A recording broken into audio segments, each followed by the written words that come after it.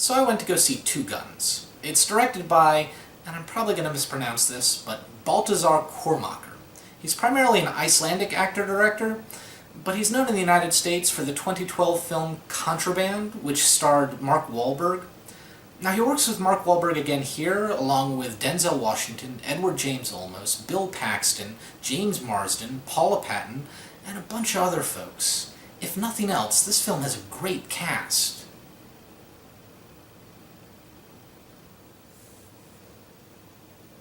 So first up, if you haven't seen a trailer for this movie yet, don't. Just don't. Try and read reviews or look at videos like this one to see if you might like it or not, because seriously, they give away some pretty decent plot twists in the trailer. I know people complain about trailers giving too much away, but this takes it to a new level. Not cool marketing. Seriously. Not cool. So I'll admit, this film started a bit on a negative note for me. They went with one of my least favorite types of opening sequences ever, which is the whole high-energy action scene in the beginning, and then cutting to X number of days earlier, where they show you a valid, interesting introduction to the characters in the plot. And then they catch up with the opening scene like 15-20 minutes in. I don't get those openings. I mean, I understand the desire for an action scene at the beginning, but if you can't twist your plot so you can have one that fits, don't bother, especially when you can give us a decent opening that just, you know, is a normal introduction. It's pointless and kind of annoying at this point. But, thankfully, the movie quickly made up for that iffy opening. There's a really strong Riggs and Murtaugh from Lethal Weapon vibe in the performances from Denzel Washington and Mark Wahlberg. They're really a lot of fun to watch. There's great back and forth, good chemistry, snappy dialogue, nice performances. It just makes everything so much better. Unfortunately, the film comes across as maybe a little bit too convoluted for its own good. Once the bank heist happens, there's at least 4 factions involved. Everyone is double-crossing each other. You don't really know who to trust. There's at least 3 different villains. There's really foreshadowed plot twists.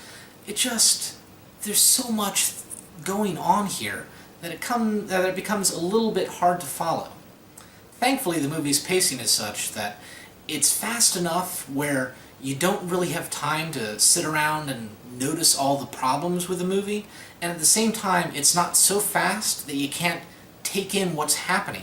It hits that sweet spot in an action movie where you really just kind of sit back and enjoy the ride more than anything else.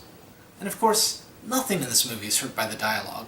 I know I touched on it earlier, but the back and forth between our main characters, it's great, it's a lot of fun. And then beyond that, the side characters have believable, interesting dialogue, and most importantly of all, we have some great villain moments in this movie.